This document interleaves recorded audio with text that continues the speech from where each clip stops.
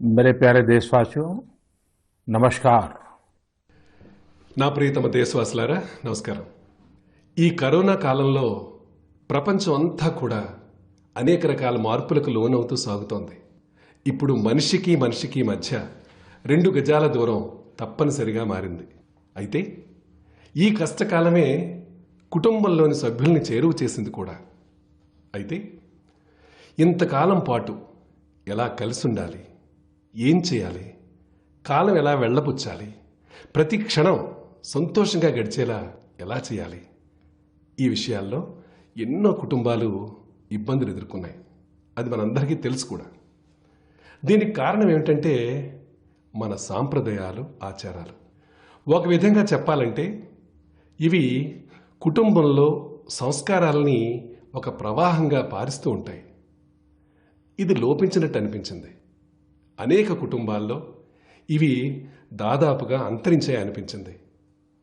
ఈ కారణంగానే ఈ కష్టకాలంలో కలిసిమెలిసి కాలం గడపటం అనేక కుటుంబాలకి చాలా ఇబ్బందిగా పరిణమించింది. వీటిల్లో ఒక గొప్ప విషయం ఏమిటంటే ప్రతి కుటుంబంలోనూ ఎవరో ఒక పెద్ద మనిషి కుటుంబ సభ్యులకు కథలు గాథలు చెప్పేవారు. ఇంట్లో అందరిలోనూ కొత్త స్ఫూర్తిని, కొత్త శక్తిని ప్రసారం చేసేవారు. మన పూర్వీకులు ఏ పద్ధతులైతే ఏర్పాటు చేశారో వాటి ప్రాముఖ్యత ఏమిటో అందరూ కూడా గుర్తించే ఉంటారు. ఆ పద్ధతులు ఈ రోజుల్లో కూడా ఎంత ముఖ్యమైనవో ఈ కష్టకాలంలో మరింతగా మీరందరూ కూడా గుర్తించే ఉంటారు. అవి లేనప్పుడు వాటి విలువ మరింతగా తెలిసొస్తుంది. ఇటువంటి ఒక పద్ధతే నేను చెప్పినట్టుగా కథలు గాథలు చెప్పే ఆచారం. సహచరులారా, మానవ నాగరికత ఎంత పురాతనమైందో ఈ కథలు గాథల చరిత్ర కూడా అంతే పురాతనమైంది. Where there is a soul there is a story అంటే ఎక్కడ ఆత్మ ఉందో అక్కడ ఒక కథ కూడా ఉంది. కథలు ప్రజల్లోని రచనాత్మకతను వెలుగులోకి తెస్తూ వారి అనుభూతుల్ని వ్యక్తం చేస్తాయి.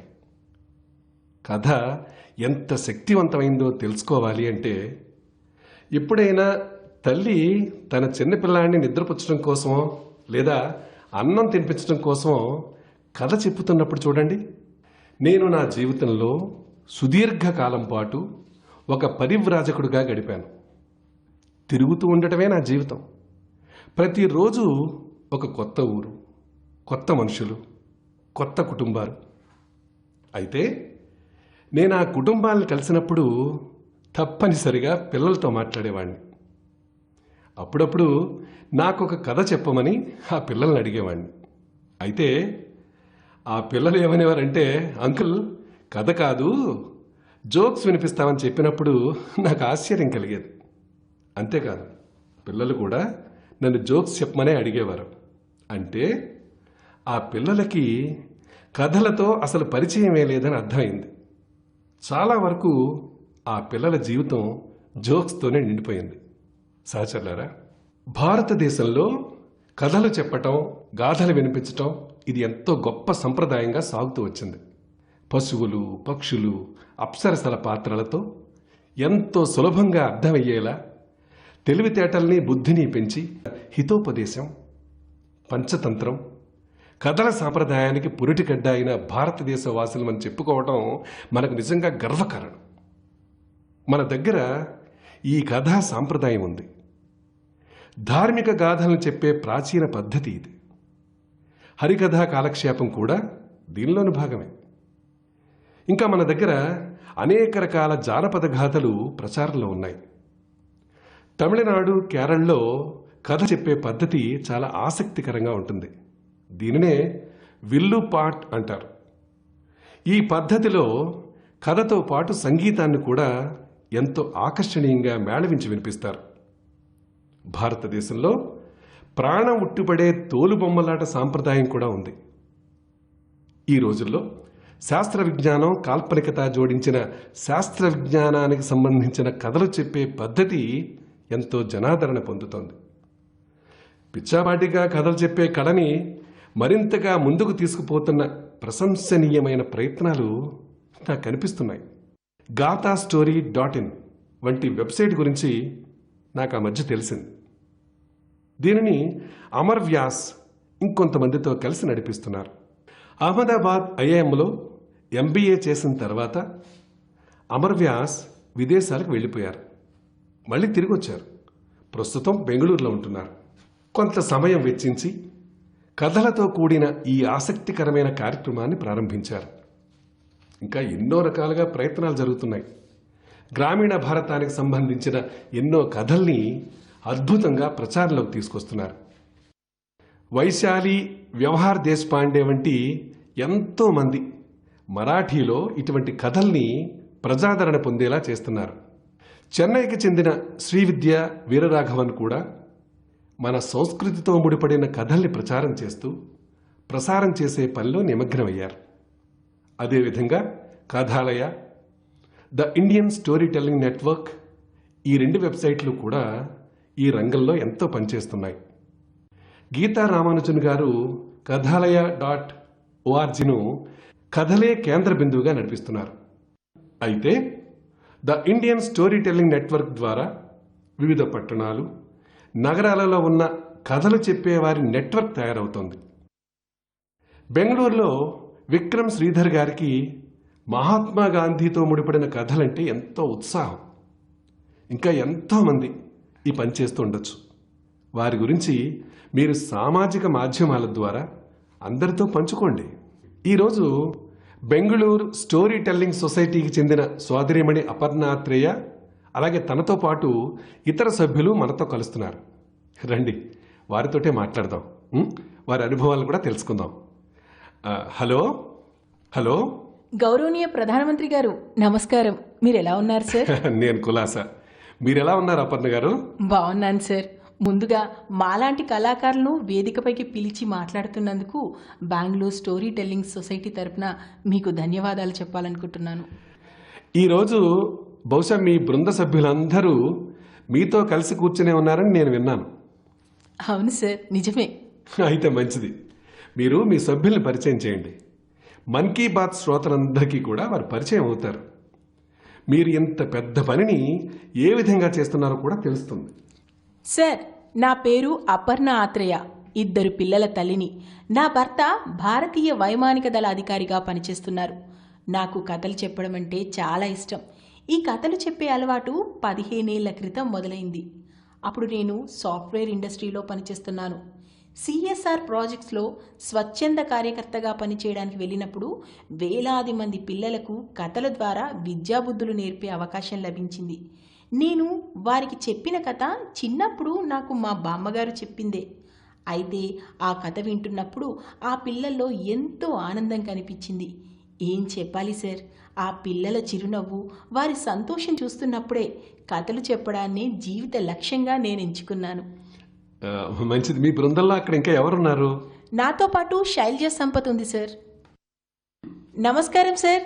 నమస్కారం. శైలజ సంపత్ను మాట్లాడుతున్నాను సార్. నేను మొదట్లో టీచర్గా పనిచేశాను. పిల్లలు పెద్దవాళ్ళు అయ్యాక నేను రంగస్థల రంగంలో పనిచేయడం మొదలుపెట్టాను. చివరిగా కథలు చెప్పడంలో నాకు ఎంతో సంతృప్తి కలిగింది. ధన్యవాదాలు. నాతో పాటు సౌమ్య కూడా ఉంది సార్. నమస్కారం సార్. నమస్తే. నా పేరు సౌమ్య శ్రీనివాసన్. నేను సైకాలజిస్ట్ని. పిల్లలతోటి పెద్దలతోటి పనిచేసేటప్పుడు కథల ద్వారా మనుషులలో నవరసాలు పండించే ప్రయత్నం చేస్తాను. వారితో ఈ విషయాలను చర్చిస్తాను కూడా. కథ కథనాల ద్వారా చికిత్స చేయడమే నా లక్ష్యం సార్. నమస్తే సార్, నేను అపర్ణ. నమస్తే.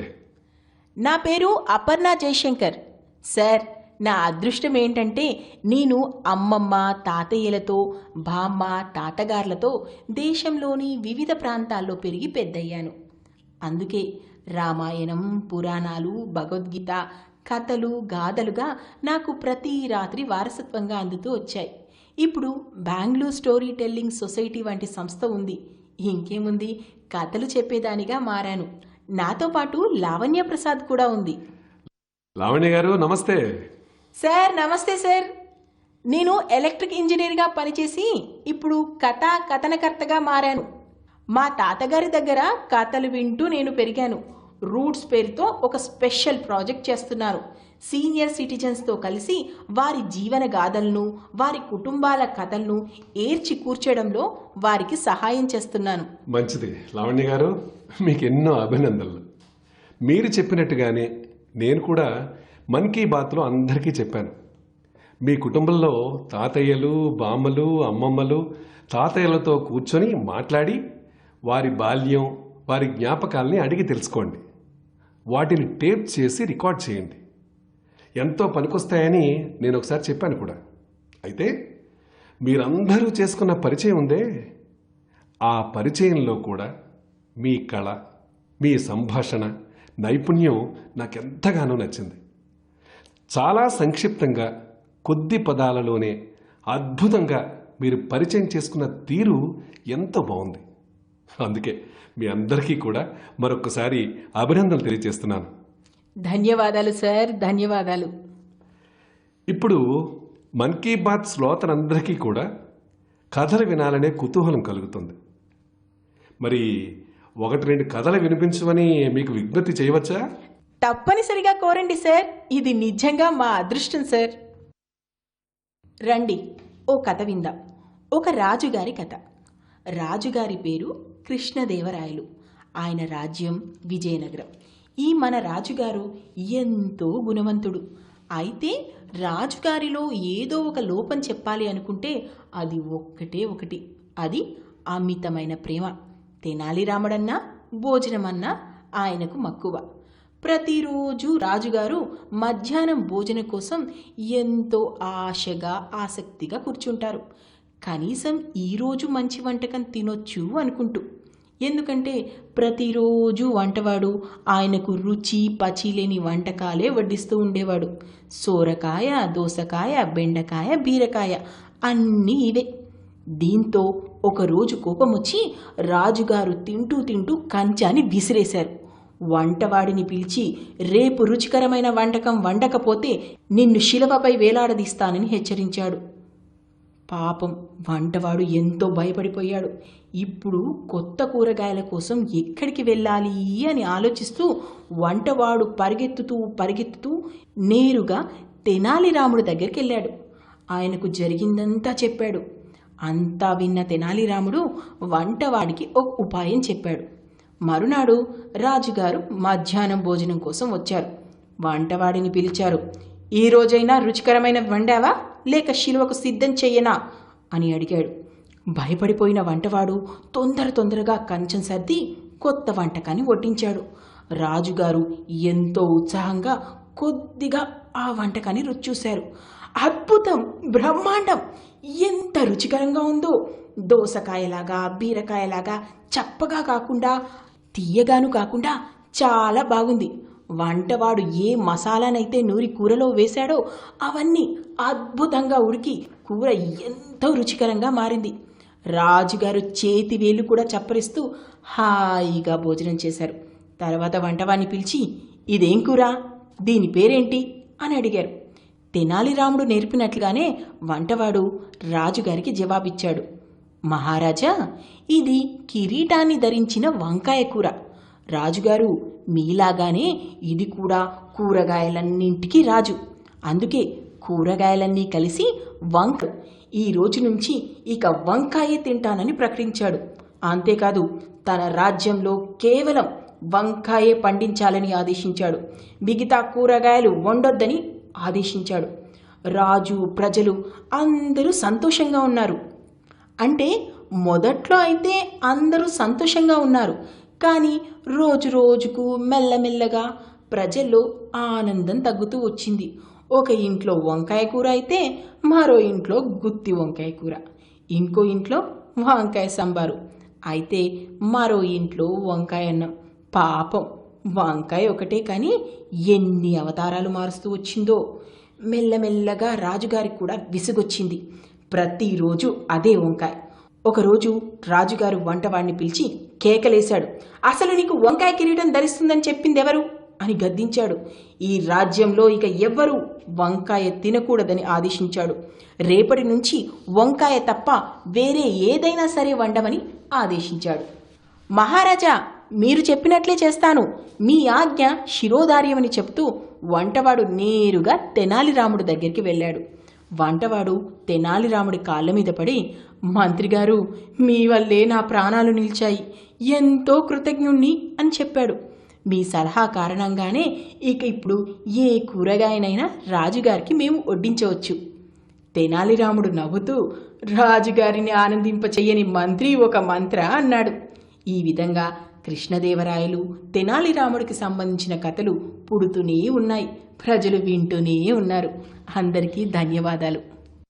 మీరు చెప్పిన ఈ కథలో ఎన్నో సున్నితాంశాలు కూడా ఉన్నాయి. వాటిని కూడా చాలా బాగా చెప్పారు. పిల్లలు పెద్దలు ఎవరు విన్నా కూడా ఈ విషయాల్ని ఎప్పటికీ జ్ఞాపకం ఉంచుకుంటారు. మీరు ఎంతో అద్భుతంగా ఈ కథ చెప్పారు.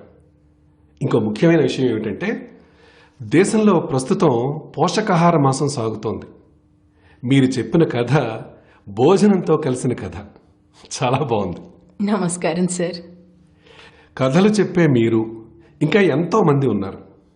మన మహాపురుషులు, గొప్ప మహిళా మనుల్ని నవతరానికి ఏ విధంగా పరిచయం చేయగలం?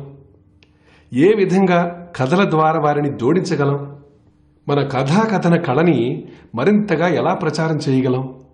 ఏ విధంగా జనాదరణ పొందేలా చేయగలం?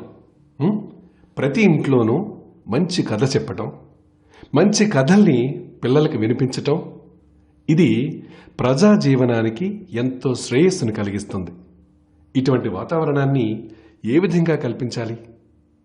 ఈ విషయంలో మనందరం కూడా కలిసి పనిచేయాలి. నిజంగా నాకు మీ అందరితో మాట్లాడడం ఎంతో సంతోషాన్ని ఇచ్చింది. అందుకే మీ అందరికీ కూడా శుభాకాంక్షలు తెలియజేస్తున్నాను. ధన్యవాదాలు. ధన్యవాదాలు సార్. ధన్యవాదాలు సార్. కథల ద్వారా సంస్కారాల ప్రవాహాన్ని ముందుకు తీసుకెళ్తున్నటువంటి సోదరీమణులు చెప్పింది మనం విన్నాం. వారితో ఫోన్లో మాట్లాడుతున్నప్పుడు ఆ సంభాషణ సుదీర్ఘంగా సాగింది. అప్పుడు నాకు అనిపించింది, మన్ కీ బాత్కి సమయ పరిమితి ఉంది. అందుకే వారితో మాట్లాడిన విషయాలన్నీ నేను నరేంద్ర మోదీ యాప్లో అప్లోడ్ చేస్తాను. కథలు సమగ్రంగా ఉంటాయి, తప్పనిసరిగా వినండి.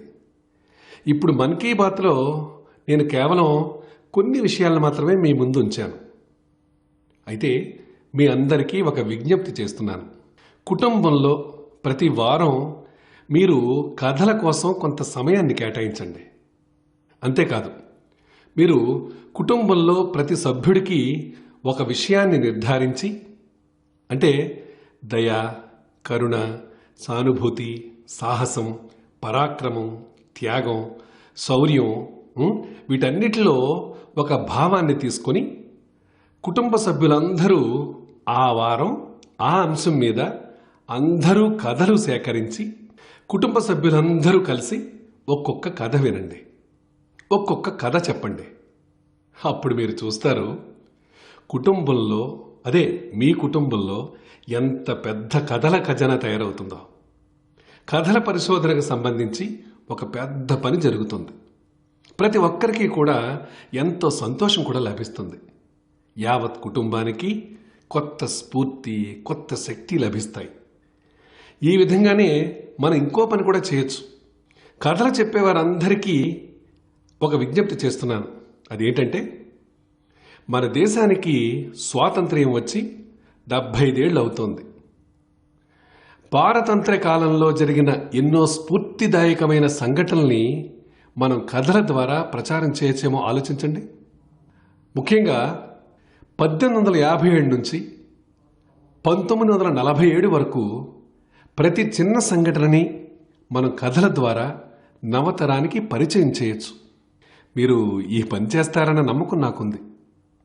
కథలు చెప్పే ఈ కథాకథన కళ దేశంలో మరింత శక్తివంతం కావాలి, మరింతగా ప్రచారం జరగాలి. అందుకే రండి, మనం అందరం ప్రయత్నం చేద్దాం.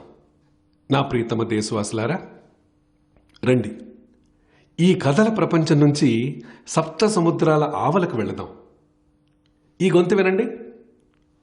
నమస్కారం, సోదర సోదరీమణులారా, నా పేరు సేదు దెంబెలే.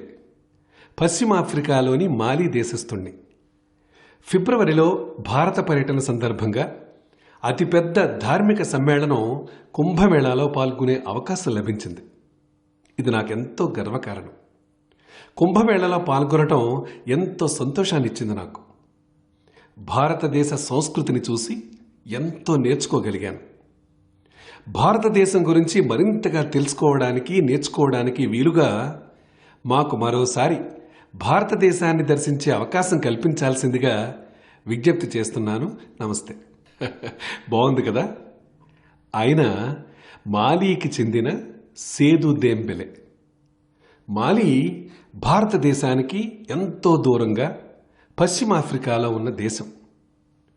సేదు దెంబెలే మాలీలోని కీటా నగరంలో ఉన్నటువంటి పబ్లిక్ స్కూల్లో ఉపాధ్యాయుడిగా పనిచేస్తున్నారు.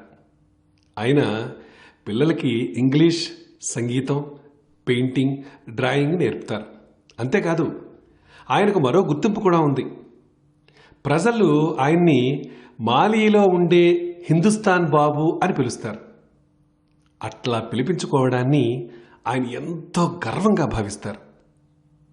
ప్రతి ఆదివారం మధ్యాహ్నం తర్వాత ఆయన మాలీలో 1 గంట సేపు రేడియో కార్యక్రమాన్ని సమర్పిస్తారు. ఈ కార్యక్రమం పేరు Indian frequency on Bollywood songs. ఈ కార్యక్రమాన్ని ఆయన గత 23 ఏళ్లుగా నిర్వహిస్తున్నారు. ఈ కార్యక్రమంలో ఆయన ఫ్రెంచ్తో పాటు మాలీ జానపద భాష బంబారాలో కూడా వ్యాఖ్యానం చేస్తుంటారు. ఈ వ్యాఖ్యానం ఎంతో నాటకీయంగా ఎంతో బాగుంటుంది. భారతదేశం అంటే ఆయనకి ప్రగాఢమైనటువంటి ప్రేమ. భారతదేశంతో ఆయనకున్న లోతైన అనుబంధానికి మరో కారణం కూడా ఉంది. ఆయన పుట్టిన తేదీ ఆగస్టు 15 కావటం. సేదు గారు ప్రతి ఆదివారం రాత్రి 9 గంటలకి 2 గంటల పాటు మరో కార్యక్రమాన్ని కూడా నిర్వహిస్తున్నారు. ఈ కార్యక్రమంలో బాలీవుడ్ సినిమా కథను ఫ్రెంచ్ భాషలోను, బొంబారా భాషలోను పూర్తిగా వినిపిస్తారు.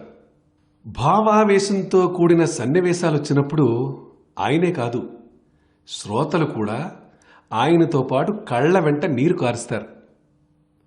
సేదు గారికి వారి తండ్రి గారే భారతీయ సంస్కృతిని పరిచయం చేశారు. ఆయన తండ్రి సినిమా రంగంలోనూ, రంగస్థలంలోనూ పనిచేసేవారు. అక్కడ భారతీయ సినిమాలకు కూడా ప్రదర్శించేవారు.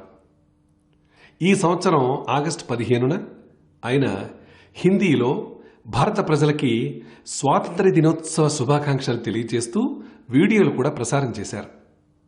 ఆయన పిల్లలు భారత జాతీయ గీతాన్ని ఎంతో సులభంగా, సుస్వరంగా పాడతారు.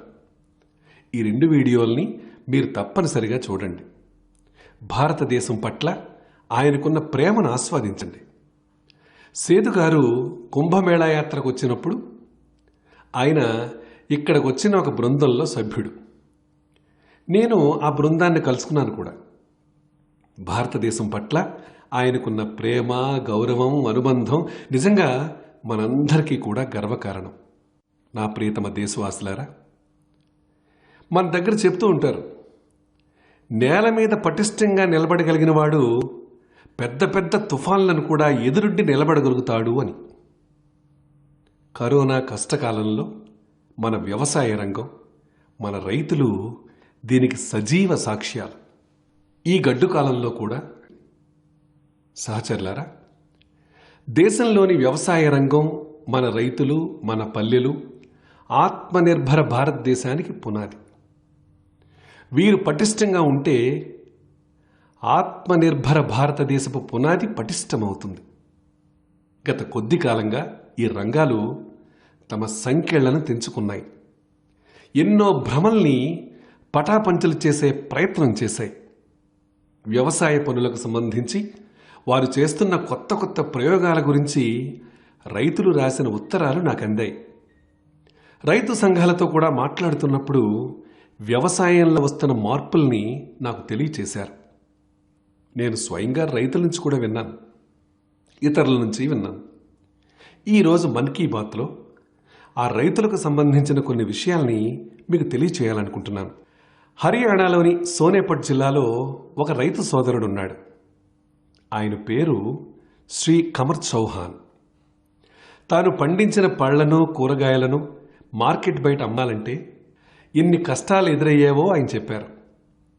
ఎన్నోసార్లు మార్కెట్ బయట పళ్లను కూరగాయలను అమ్మడానికి ప్రయత్నించినప్పుడు ఆయన వాహనాల్ని జప్తు చేసేవారు. అయితే 2014లో పళ్లను కూరగాయలను ఏపీఎంసీ చట్టం నుంచి మినహాయించడం జరిగింది. ఈ కారణంగా ఆయనకే కాదు, ఇరుగు పొరుగునున్నటువంటి సహచర రైతులకు కూడా ఎంతో ప్రయోజనం చేకూరింది. 4 ఏళ్ల క్రితం ఆయన తన సహచర రైతులతో కలిసి రైతు ఉత్పత్తుల బృందాన్ని ఏర్పాటు చేశారు. ఇప్పుడు ఆ ఊరి రైతులు బేబీ కార్న్, స్వీట్ కార్న్ పండిస్తున్నారు. వారి ఉత్పత్తులు ఇప్పుడు ఢిల్లీలోని ఆజాద్పూర్ మండి, పెద్ద పెద్ద రిటైల్ మండీలలో 5 స్టార్ హోటళ్లకు నేరుగా సరఫరా అవుతున్నాయి. ఇప్పుడు స్వీట్ కార్న్, బేబీ కార్న్ పంటతో ఆ ఊరి రైతులు ఏటా ఎకరానికి 2.5-3 లక్షల రూపాయలు సంపాదించగలుగుతున్నారు. ఇంతేకాదు, ఆ ఊరికే చెందిన 60 మంది కంటే ఎక్కువ మంది రైతులు నెట్ హౌస్, పాలీ హౌస్ ఏర్పాటు చేసి టమాటా, బీరకాయ, సిమ్లా మిర్చి, దాంతోపాటు దానికి సంబంధించిన వివిధ రకాలను కూడా ఉత్పత్తి చేస్తున్నారు. ప్రతి ఏటా ఎకరానికి 10 నుంచి 12 లక్షల రూపాయల వరకు ఆదాయం పొందుతున్నారు. మీకు తెలుసా, ఈ రైతుల దగ్గర ఉన్న ప్రత్యేకత ఏమిటి? వారు పండించిన పళ్లను కూరగాయల్ని ఎక్కడైనా సరే, ఎవరికైనా సరే విక్రయించే శక్తి ఉంది. ఈ బలమే వారి అభివృద్ధికి ఆధారం. ఇప్పుడు ఈ బలమే దేశంలోని ఇతర రైతులకు కూడా సమకూరింది.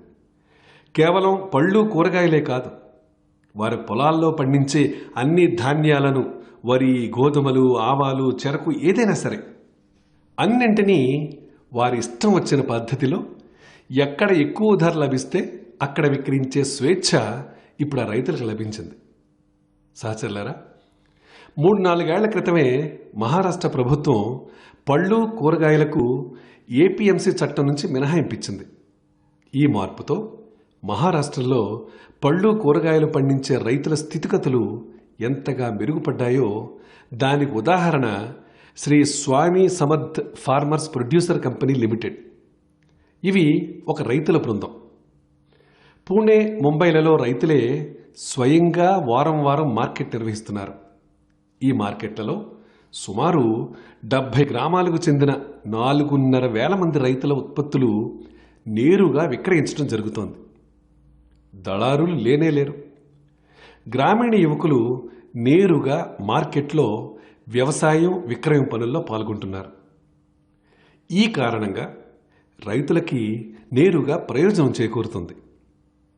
గ్రామీణ యువకులకి ఉపాధి కూడా లభిస్తోంది. మరో ఉదాహరణ తమిళనాడులోని థెని జిల్లాకు సంబంధించింది. తమిళనాడులోని అరటికాయలు, అరటిపళ్ళు రైతుల కంపెనీ. దీనిని కంపెనీ అంటున్నాం కానీ నిజానికి ఇది రైతులందరూ కలిసి ఒక బృందం ఏర్పడింది. 5-6 ఏళ్ల క్రితం ఈ బృందం ఏర్పడింది. ఈ రైతుల బృందం లాక్డౌన్ సమయంలో చుట్టుపక్కల గ్రామాల నుంచి వందలాది మెట్రిక్ టన్నుల కూరగాయలు, పళ్ళు, అరటికాయలు, అరటిపళ్ళు కొనుగోలు చేసింది. చెన్నై నగరానికి కూరగాయల కాంబో కిట్ ఇచ్చింది. ఒకసారి ఆలోచించండి, ఎంతమంది యువకులకు ఉపాధి లభించిందో. దీంట్లో సంతోషించదగిన విషయం ఏమిటంటే దళారులు, మధ్యవర్తులు లేకపోవడంతో రైతులకు నేరుగా లాభం చేకూరటం. అంతేకాదు, వినియోగదారుడికి కూడా ఇది లాభసాటిగా మారింది. ఇదే విధంగా లక్నోలోని రైతుల బృందం కూడా. ఈ బృందం పేరు ఇరాదా ఫార్మర్ ప్రొడ్యూసర్. ఈ బృందం కూడా లాక్డౌన్ సమయంలో రైతుల పొలాల నుంచి నేరుగా పళ్ళు, కూరగాయలు సేకరించింది. వీటిని ఈ బృందమే నేరుగా లక్నో మార్కెట్లో విక్రయించింది.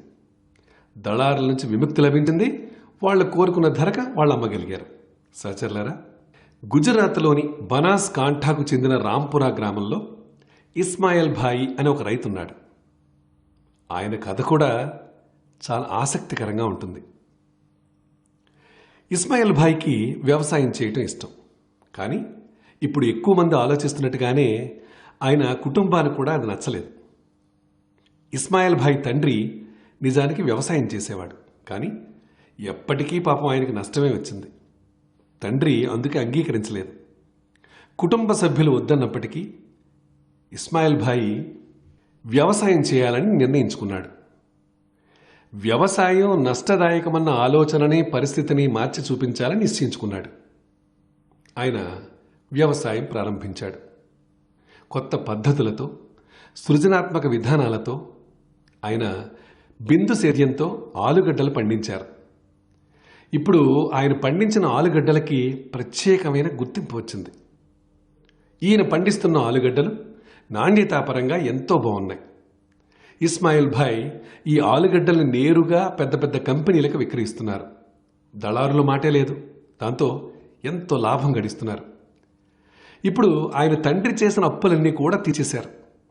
మరో గొప్ప విశేషం ఏంటంటే ఇస్మాయిల్ భాయ్ ఇప్పుడు తన ప్రాంతంలోని వందలాది రైతులకు సహాయం కూడా చేస్తున్నారు. వారి జీవితాలను కూడా ఆయన మారుస్తున్నారు. సహచరులారా, ప్రస్తుత పరిస్థితిలో వ్యవసాయాన్ని ఎంతగా ఆధునిక పుంతలు తొక్కిస్తే అంతగా ఈ రంగం ప్రగతి సాధిస్తుంది. కొత్త కొత్త పద్ధతులు, విధానాలు వస్తాయి. కొత్త కొత్త ఆవిష్కరణలు దీనికి తోడవుతాయి. మణిపూర్కు చెందిన విజయశాంతి కొత్త ఆవిష్కరణతో ఎంతో ప్రచారంలోకి వచ్చారు. ఆమె తామర తూడుతో దారాన్ని తయారు చేసే స్టార్టప్ను ప్రారంభించారు.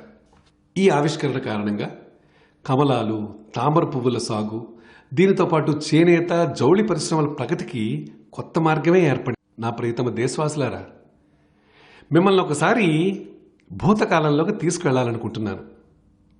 ఇది 101 ఏళ్ల కిందటి మాట. అంటే అది 1919వ సంవత్సరం. బ్రిటిష్ పాలకులు జలియన్ వాలాబాగ్లో ఎంతోమంది అమాయకుల్ని ఊచకొత కోశారు. ఈ జనసంహారం తర్వాత 12 ఏళ్ల పిల్లవాడు ఆ సంఘటన జరిగిన ప్రదేశానికి వెళ్ళాడు.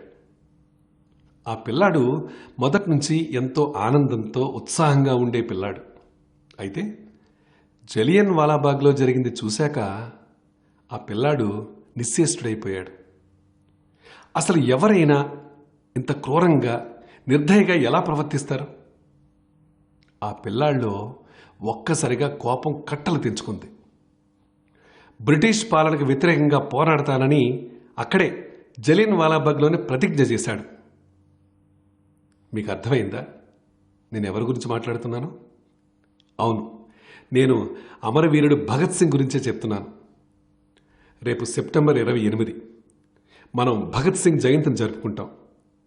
నేను దేశ ప్రజలందరితో పాటు ధైర్య సాహసాలకు ప్రతిరూపంగా నిలిచిన ఆ అమరవీరుడు భగత్ సింగ్కు వందనాలు అర్పిస్తున్నాను. మీరు ఊహించగలరా? ప్రపంచంలో రవి అస్తమించిన సామ్రాజ్యం అని పేరు పొందిన శక్తివంతమైన బ్రిటిష్ పాలకులు 23 ఏళ్ల యువకుడిని చూసి భయంతో గడగడలాడిపోయారు. భగత్ సింగ్ ఎంతో పరాక్రమం కలవాడే కాదు, ఎంతో మేధావి కూడా. తమ ప్రాణాలను లెక్క చేయకుండా భగత్ సింగ్, అతని సహచర విప్లవకారులు దేశ స్వాతంత్ర్య పోరాటంలో ప్రముఖ పాత్ర వహించిన ఎన్నో సాహస కార్యాలు చేశారు. భగత్ సింగ్ జీవితంలో మరో అందమైన మలుపు ఏమిటంటే ఆయన టీం వర్క్ ప్రాముఖ్యాన్ని ఎంతో బాగా అర్థం చేసుకున్నారు. లాలా లజపతి రాయ్ పట్ల ఆయన అంకిత భావం కావచ్చు, లేదా చంద్రశేఖర్ ఆజాద్, సుఖదేవ్, రాజ్గురుతో పాటు ఇతర విప్లవకారులతో ఆయన అనుబంధం వ్యక్తిగత గౌరవానికి, స్వార్థానికి ఆయన తావివ్వలేదు. ఆయన బ్రతుకున్నంతకాలం ఒక లక్ష్యం కోసం బ్రతికారు. ఆ లక్ష్యం కోసమే ఆయన తన ప్రాణాలను బలిచ్చారు. భారతదేశానికి అన్యాయం చేస్తున్న ఆంగ్లేయుల పాలన నుంచి దేశాన్ని విముక్తం చేయటమే ఆ లక్ష్యం. నమో యాప్లో హైదరాబాద్కు చెందిన ఎస్ అజయ్ గారి ఒక రచనను నేను చదివాను. నేటి యువకులు భగత్ సింగ్ లాగా ఏ విధంగా తయారు కావచ్చో అజయ్ గారు చాలా చక్కగా రాశారు. చూడండి, మనం భగత్ సింగ్ లాగా తయారైనా కాకపోయినా భగత్ సింగ్ లాగా దేశభక్తిని, దేశం కోసం ఏదో ఒకటి చేసి తీరాలన్న సంకల్పం మన మనస్సులో ఉంటే చాలు. అదే అమరవీరుడు భగత్ సింగ్ తగిన శ్రద్ధాంజలి అవుతుంది. 4 ఏళ్ల క్రితం దాదాపు ఇదే సమయంలో సర్జికల్ దాడుల సమయంలో యావత్ ప్రపంచం మన సైనికుల ధైర్య సాహసాల్ని నిర్భయాన్ని ప్రత్యక్షంగా చూసింది. ఎంతో సాహసవంతులైన మన సైనికుల లక్ష్యం ఒకటే, ఎటువంటి పరిస్థితుల్లోనైనా సరే భారతమాత స్వాభిమానాన్ని గౌరవాన్ని పరిరక్షించటమే. మన సైనికులు వారి ప్రాణాల్ని ఏమాత్రం లెక్క చేయలేదు. వారు తమ కర్తవ్య పథంలో ముందుకు సాగుతూనే వెళ్లారు.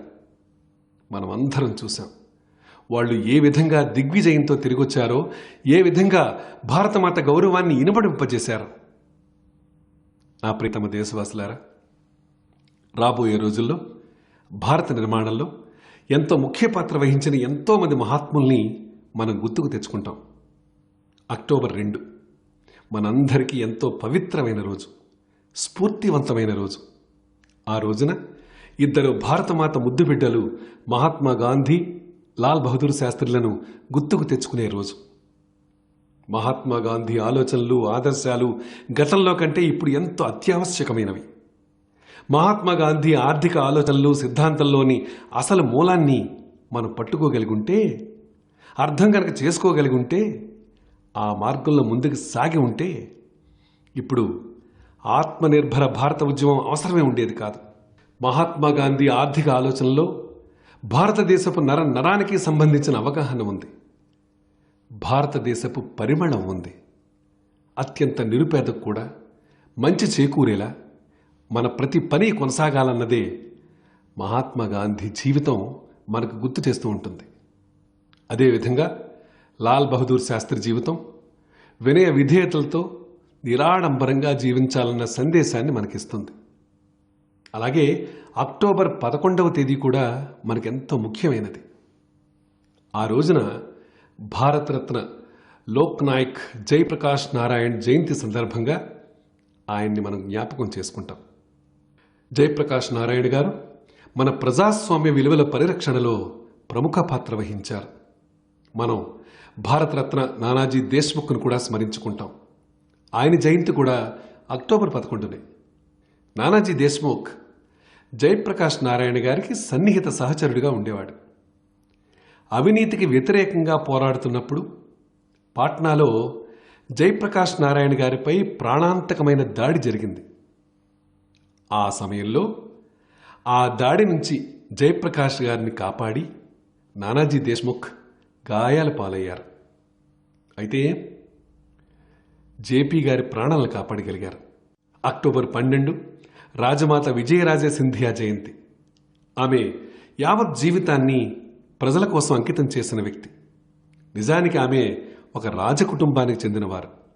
ధన సంపద, శక్తి సామర్థ్యాలు, ఇతర వనరుల విషయంలో ఆమెకు ఎటువంటి లోటు లేదు. అయినప్పటికీ ఆమె ఒక తల్లిలాగా ఎంతో ప్రేమతో తన జీవితాన్ని ప్రజాసేవకు సమర్పించారు. ఆమె ఎంతో విశాల హృదయం కలవారు. ఈ అక్టోబర్ 12న ఆమె శత జయంతి సంవత్సర సమాపనోత్సవం. ఈరోజు నేను రాజమాత గురించి ప్రస్తావిస్తుంటే నాకు ఒక సంఘటన గుర్తుకొస్తోంది. ఒక విధంగా చెప్పాలంటే చాలా ఏళ్ళు వారితో కలిసి పనిచేసే అవకాశంలాగా లభించింది. అయితే ఈరోజు ఒక సంఘటన గురించి మీకు ప్రస్తావించాలనుకుంటున్నాను. కన్యాకుమారి నుంచి కశ్మీర్ వరకు మేము ఏకతాయాత్ర కోసం బయలుదేరాం.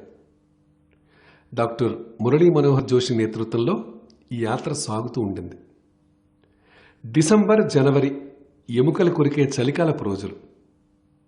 మేము రాత్రి సుమారు 12-1 గంట సమయంలో మధ్యప్రదేశ్లోని గ్వాలియర్ దగ్గరున్న శివపురికి చేరాం. రాత్రికి విశ్రమించే చోటుకు వెళ్ళి స్నానపానాదులు పూర్తి చేసుకుని విశ్రాంతి తీసుకునేవాళ్ళం. ఎందుకంటే పొద్దున్నుంచి చేసిన యాత్ర కారణంగా శరీరం అలసిపోయేది. మళ్ళీ పొద్దున్నే లేచి యాత్రకు బయలుదేరడానికి సన్నద్ధమయ్యేవాళ్ళం. బహుశా ఆ రోజు రాత్రి 2 గంటలు అవుతుందేమో. నేను స్నానం చేసి నిద్రకు ఉపక్రమించే ప్రయత్నంలో ఉన్నాను. ఎవరో దబదబా తలుపు బాతటం వినిపించింది. నేను తలుపు తీసేప్పటికీ ఎదురుగుండా రాజమాత నిలబడున్నారు. అంత ఎముకలు కొరికే చలిలో రాజమాత అట్లా నిలబడి ఉండటం చూసి గాబరాపడ్డాను. నేను ఆవిడకి నమస్కరించాను. ఏమిటి ఇంత అర్ధరాత్రి అని ప్రశ్నించాను. ఏం లేదు మోదీ గారు, మీరు ఈ పాలు తాగి నిద్రపోండి అన్నారు. రాజమాత స్వయంగా పసుపు కలిపిన పాలు తీసుకొచ్చి ఇచ్చారు.